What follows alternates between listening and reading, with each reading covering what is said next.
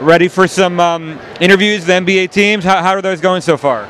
They've been great. They've been great. Just getting introduced to the teams, them getting to know you a little bit, knowing about your personal life, and they know your success on the court, and they just want to know about you off the court. So it's been great, just kind of getting acclimated to each team.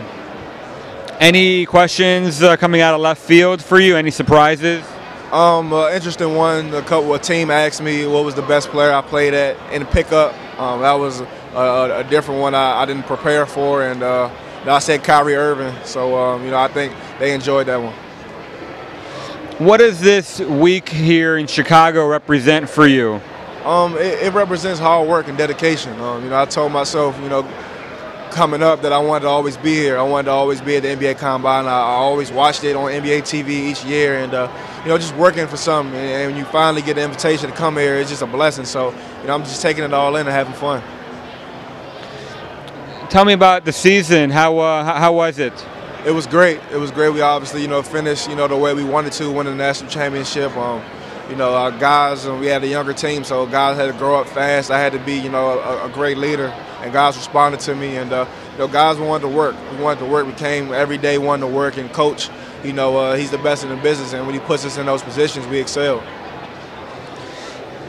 What was your reaction when Tyus Jones committed, and you knew that you were going to have to give up some of the ball handling, some of the playmaking duties to a guy who's really, really talented? Yeah, well, I wanted Tyus to come to Duke. I was on that recruiting, and I wanted him to come to Duke. We developed a great relationship at Chris Paul camp, and just on his visits, I always made sure that I told him that I wanted to play with him. And when he committed, I was excited, and Coach never made it a competition. He wanted us to play together, and that's what made us closer. Everybody wanted to see us compete and go against each other, and that kind of brought us together. So we were the best backcourt in the country, I felt like, and we complemented each other well, and we got it done. What do you think that can tell an NBA team that's thinking about possibly drafting you or signing you?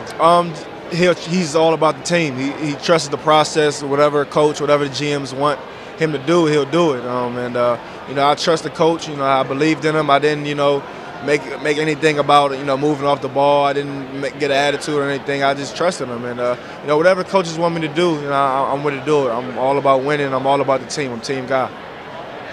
To me, watching you as a senior compared to the previous seasons, it looks like you really put a much bigger emphasis on defense. I guess maybe that was something that you had to do, considering that you had to guard, some, bigger shooting guards at times. What was that progression like for you? Did that come naturally? Is that something that you already worked on? How did that play out? Yeah, I had to work on it. It didn't come natural at all. I struggled, my first two and a half years at Duke with playing defense and accepting defense as a role. And I embraced it my senior year. Coach always put me on the best perimeter player, and I embraced it. I took it as a challenge every day to guard the Jaren Grants, the DeLon Wrights, Travis Trice, all the great players that I've had to guard. And that was tough, but I got better, and I showed teams that I could play defense, and it helped us. How much of a factor is that going to be in your ability to carve out a long-term niche in the NBA? Definitely. That's definitely something I would have to, hang my hat on. Everybody has their niche in the league, and to make it, you have to specialize in certain things. And, I think my ability to shoot the ball is one great thing, that I can space out the floor, and I can always play defense. I'm a great perimeter defender, and, I always want to just play hard, and I think coaches will appreciate that. It's interesting because watching you in high school, I don't remember you being a knockdown shooter. It seemed like that's something that you really kind of grew into.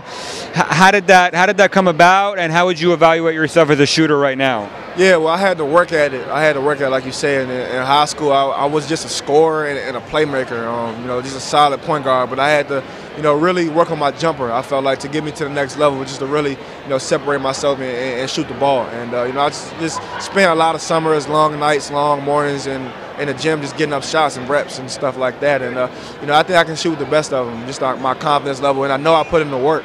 So, when you're confident in yourself and you prepare, you can be confident. And, I felt like I can shoot the best of them.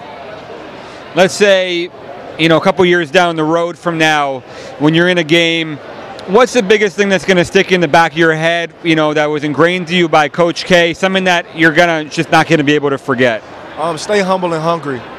He'll always preach a next play. After a 20-point win, after a 12-point loss, I mean, it's always the next play. And stay humble and hungry. You know, you can always get better. You know, you're never the best. LeBron James, Kevin Durant, those are the best guys in the world, and they feel like they have things they can improve on. And so, you know, if they're always staying humble and hungry, you know, guys like myself, guys coming up, you have to as well. And you know, hungry, just, you know, always know there's somebody out there trying to take your job.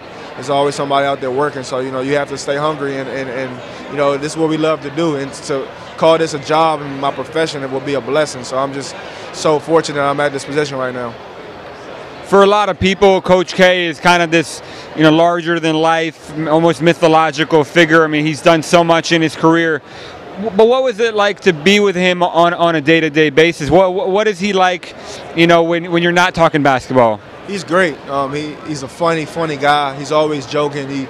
He's a player's coach. He wants you to become a better man than a basketball player. So he's always, you know, making sure things are going well in school, asking me how my mom was, how my sister was. Just a family guy. And you know, on the court, obviously it speaks for itself. But he's a player's coach, and you know, I developed a great relationship with him, especially this past year, being his leader. And you know, I've created a bond with him that probably, you know, I'll never forget, because, you know, he's like a father figure to me. I mean, just the way that he's taught me, and the way he's you know, just giving me hugs after games, giving me texts, just things like that. He's larger than I would have ever imagined, and I'm so grateful that I got to play for him for 4 years.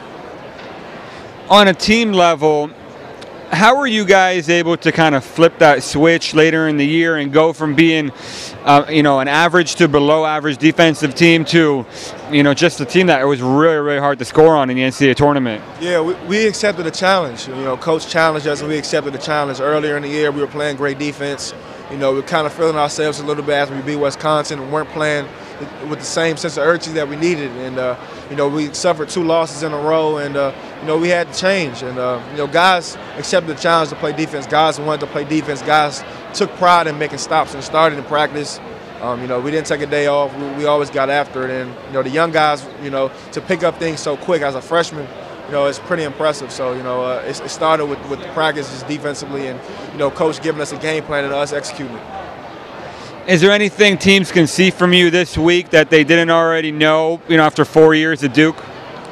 Just show how consistent I am. You know, I want to be consistent. I want to have a consistent week. Show how professional I am. I want to be a professional here, and you know, not be a jerk or anything like that. I'll be a high character guy. You know, show teams that I can play the one again. You know, and I can play both, but you know, I see myself as a point guard in the NBA. And I can play the one and run a team and be effective. I play with great players, and you know, and show teams I can be a great role player. How do you plan on balancing facilitating, making plays for others, getting other people involved, but at the same time, you know, in this setting, you need to be a little bit selfish, maybe, because you also need to show that you can score. People need to see your talent. You have the ball in your hands. There's a lot of decisions there. Yeah, just I want to be the leader of my team. Team 2, I want to be the leader.